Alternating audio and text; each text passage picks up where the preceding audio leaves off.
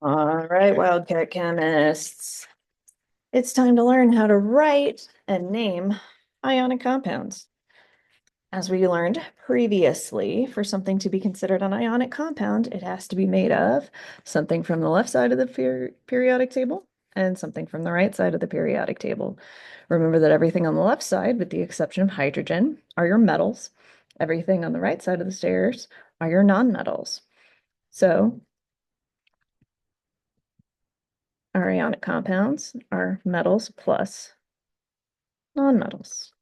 Remember, also another exception to that is our noble gases. What makes them noble is they've got their s and p orbitals in their outer energy level filled, which is what makes them stable. So they don't need to form bonds with anybody. Now, also, as we went over our last class, metals are cation ions. And that was one of my terrible puns, right? The cations are positively charged. That's a paw print. Check me out. Our nonmetals, our anions, are negatively charged. And how do we become positively or negatively charged? In order for a metal to become positively charged, metals lose electrons and nonmetals take electrons. Think of this as your periodic table journey, your pathway to stability, this magical place where nobody needs to gain or lose electrons and they have charges of zero. Nonmetals, the easiest way for them to fill up that outer energy level is to gain electrons to fill up that energy level. Since metals are further over, like for example with lithium and beryllium in the second energy level, the easiest way for them to get a full energy level is to lose electrons and move backwards in the periodic table to get to those noble gases. And when you subtract negatives in math, that turns into a positive. Same thing with adding negatives, that turns into a negative. So based on our numbers of valence electrons, we learned the charges for all of these ions in terms of how many electrons they lose or gain. So group one will lose one electron. And when you subtract one negative to get over here, that's one plus charge. There's an extra proton that's not balanced out by an electron. Everything in group two loses two electrons. We skip over the transition metals for now, but most of those have two valence electrons because of the s orbital. Remember that your d orbital electrons never count because those are one energy level below where they look like they should be. So it varies. We'll go over those exceptions later. Everything in group 3A loses three electrons with a 3 plus charge. Fluorine, chlorine, bromine, all of your really reactive, scary elements gain one electron to be stable like noble gases, so they get a 1 minus charge. They have one extra electron that's not balanced out by a proton in the nucleus. Remember, if you change the protons, you change the element. Oxygen and everything in group 6A gains 2. Everything in group 5A gains 3. And then 4 is where we go both ways. Above the stairs, technically is the right, which are nonmetals, will gain 4 electrons for a 4 minus charge. Our nonmetal, or our metals, excuse me, down below will lose 4 electrons. And there's also some weirdness that happens with tin and lead, but we'll get into that later. I'll just draw a box around for now. So the idea in making ionic compounds is we need to even out those charges. That means all of the electrons lost by the metal are gained by the nonmetal.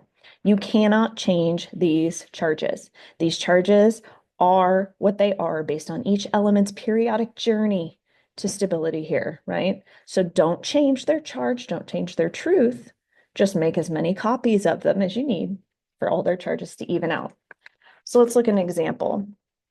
If we take, let's say magnesium, magnesium's in column 2A, so magnesium gets a 2 plus charge. Now I actually like to write the number of positive symbols and negative symbols because I know that +1 and -1 cancel out and even out. And all ionic compounds have to be neutral. So that means that the charges of ions all added up has to equal 0. That's what makes a stable ionic compound, okay? So magnesium needs to lose 2 electrons. I'm going to bond that with, let's say, chlorine. Chlorine needs to gain 1 electron, minus charge.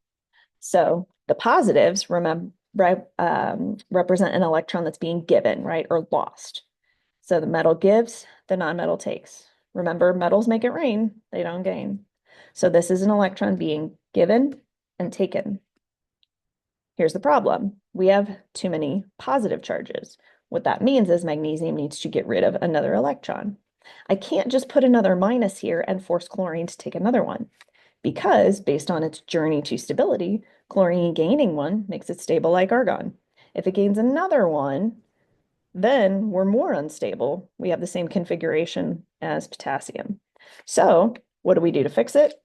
I look and see, do I need more positive or more negative to even it out? I've got an extra positive here, so I need to make another copy of chlorine. Again, with a 1 minus charge. Electron given, taken. I've got 2 electrons being given, positive 2, 2 electrons being taken, negative 2. Positive 2 and negative 2 equals 0. So I've made a neutral compound. To get the formula for this, where we write the shorthand, you guys all know that the formula for water is H2O, which means 2 hydrogen and 1 oxygen. I drew 1 magnesium, so I won't put a little number down there. And then I drew 2 chlorines. So my formula is MgCl2. It's that easy. In terms of naming it, all we do is we name the metal, and we leave the name of the metal alone. The nonmetal we name, and then we change the ending to IDE. That IDE ending indicates that it's bonded. You see magnesium chlorine, you've got a problem because you've got chlorine gas. Poison, run. When you see magnesium chloride, that means that it's taken the electrons and everything's stable. So all we do is name the metal, name the nonmetal, and change the ending to IDE.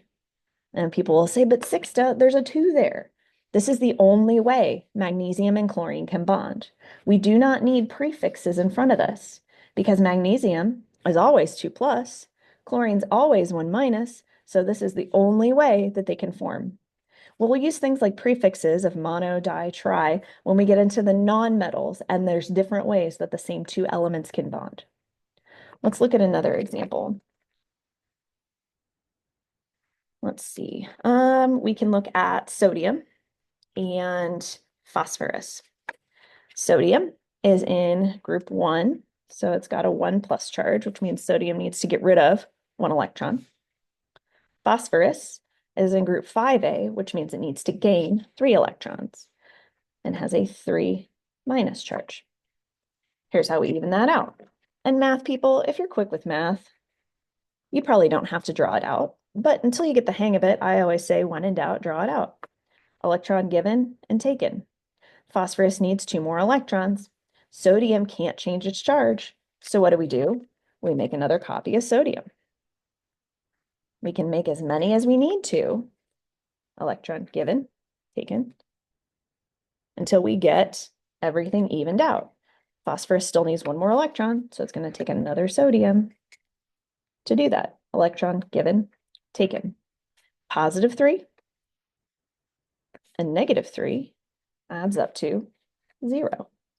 It took 3 sodium ions and 1 phosphorus ion, which makes my formula Na3P.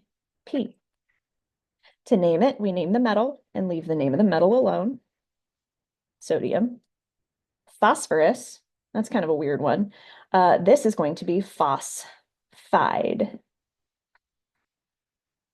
Now, another question I get is, Sixta, how do I know how many syllables to take off the end of the word? If it sounds bulky and awkward, you're probably doing it wrong. If you put sodium phosphoride, I'd still give you credit for it because you got the right element and you changed the ending. But if it sounds bulky and weird, try taking more syllables off. That's all it is. Math people, +1 and -3, least common multiple is going to be 3. So some of you could probably already tell that you're going to need 3 sodiums to even out that phosphorus. Now, the hardest it gets is when you get bigger numbers. So let's say we've got something with a 3 plus charge and then something with a 4 minus charge. Let's look at aluminum and carbon.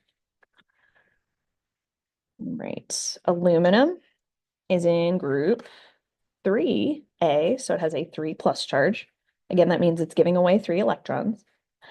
Carbon is our nonmetal in group 4A, and carbon needs to gain 4 electrons, so that's a 4 minus charge. Math people, 3 and 4 both go into 12, so that's going to be your least common multiple. Some of you could probably already see, well, if I'm going to make it 12 positives, I'll need 4 aluminum, because 4 times 3 is 12. The nonmetal of 4 minus, I'm going to need 3 of those to get negative 12, because negative 4 times 3 is negative 12. So you can probably already see how many you're going to need of each. But not all of us start out as one of the beautiful people. So when in doubt, we draw it out. Electron given, taken, given, taken, given, taken. Is everybody satisfied? No. We need another positive or an electron given to cancel out this negative, the electron taken.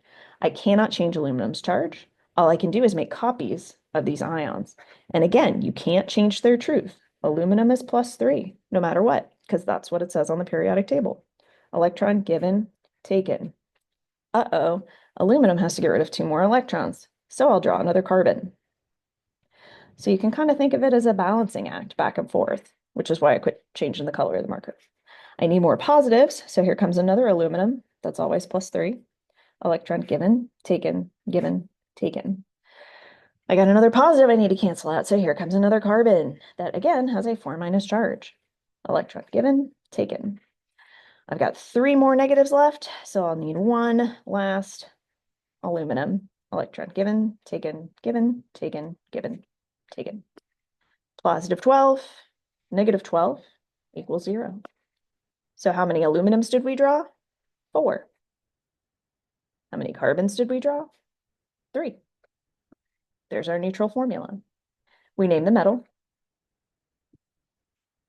I know I say aluminum, but it makes me feel better to write aluminium. As our metal, we leave the name of the metal alone. Carbon, we change the ending to IDE to indicate that it's bonded. So this is aluminum carbide. That's it. Even out your positive and negative charges to make neutral compounds. The number of ions you need gives you the subscripts or the itty bitty baby numbers in your formula.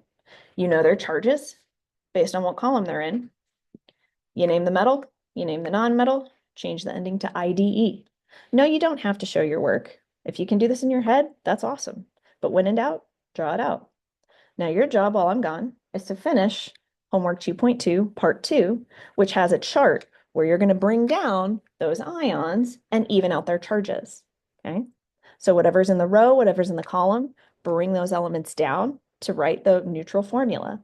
If you need to show your work and you don't have enough space, you can use separate paper to draw it out. You can borrow my whiteboards that are at the stations, whatever works in your brain. On the bottom half, you're just naming compounds. Don't worry about how many ions there are because it doesn't matter. That's the only way those elements can bond, so the name will never change. Thanks for watching. Thanks for being awesome.